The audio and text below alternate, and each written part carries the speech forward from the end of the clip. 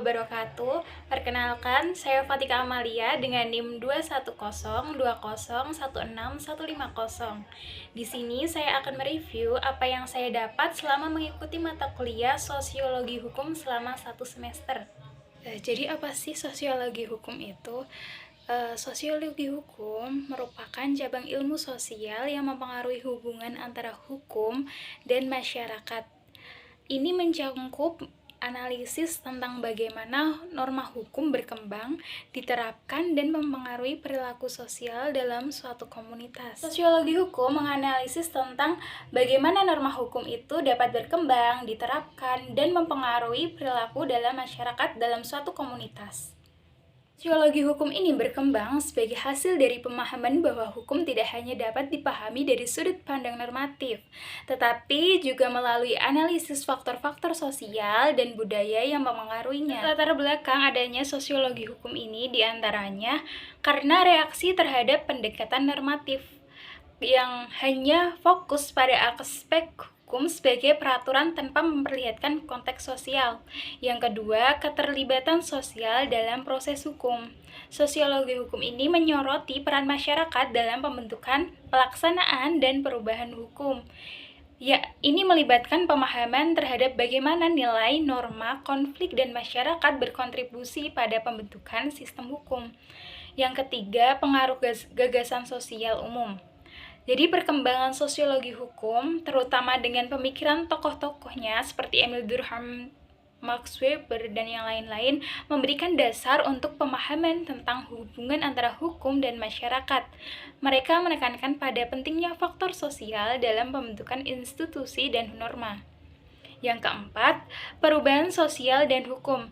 Sosiologi hukum muncul sebagai respon terhadap perubahan sosial yang cepat dan kompleks pada era modern ini. Globalisasi, perubahan nilai masyarakat, dan kompleksasi hubungan sosial membentuk pendekatan yang lebih holistik terhadap pemahaman hukum.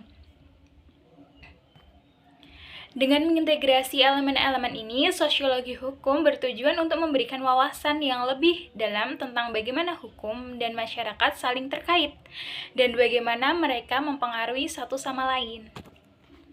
Berbicara tentang sosiologi hukum, kita juga mengenal apa sih itu paradigma. Jadi paradigma dalam sosiologi hukum ini mencakup kerangka konseptual atau sudut pandang tertentu yang membentuk pendekatan terhadap studi tentang hubungan antara hukum dan masyarakat. Beberapa paradigma sosiologi hukum ini diantaranya ada paradigma fungsionalis, paradigma konflik, paradigma interaksionis, lalu ada paradigma realisme hukum, ada paradigma kritis, paradigma feminis, paradigma postmodernis. Selain paradigma sosial, tentunya kita juga mengenal stratifikasi sosial. Stratifikasi sosial ini merujuk pada pembagian masyarakat menjadi lapisan atau strata berdasarkan kriteria tertentu, seperti status, kekayaan, pendidikan, atau kekuasaan. Fenomena ini menciptakan hierarki yang menentukan akses terhadap sumber daya dan peluang dalam suatu masyarakat. Salah satu dampak dari stratifikasi sosial diantaranya ketidakadilan gender.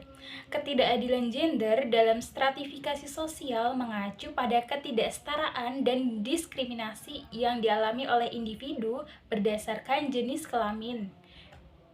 Di antaranya, adanya kesenjangan pendapatan dan pekerjaan, diskriminasi di tempat kerja, pemisahan pekerjaan berbasis gender, ada akses terbatas ke pendidikan, lalu ada ketidaksetaraan dalam tanggung jawab keluarga, ada kekerasan berbasis gender, dan masih banyak lagi ketidaksetaraan lain. Dalam sosiologi hukum, tentunya kita juga mendapat istilah-istilah baru, diantaranya ada Critical Legal Studies atau CLS, yakni suatu aliran atau pendekatan dalam studi hukum yang muncul di Amerika Serikat.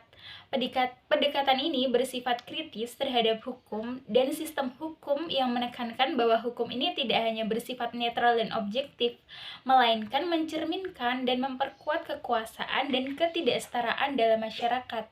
Dalam perkuliahan, saya pernah mendengar istilah bahwa hukum tanpa kekuasaan adalah angan-angan, sedangkan kekuasaan tanpa hukum adalah kezoliman. Selain critical legal studies, ada juga istilah-istilah lain diantaranya feminis legal theory, yakni suatu kerangka pemikiran dan pendekatan dalam studi hukum yang menitikberatkan pada analisis hukum dari perspektif gender. Pendekatan ini muncul sebagai respon terhadap ketidaksetaraan gender yang nyata di dalam sistem hukum. Selain feminis legal theory, ada juga sociological jurisprudence, yakni suatu aliran dalam studi hukum yang menekankan pada pentingnya faktor-faktor sosial dalam pembentukan, pelaksanaan, dan pengembangan hukum. Aliran ini juga berusaha untuk memahami hukum sebagai produk dari interaksi sosial dan memperhatikan dampak hukum terhadap masyarakat. Itu saja secuil materi yang dapat saya simpulkan selama saya mengikuti perkuliahan sosiologi hukum selama 1 semester.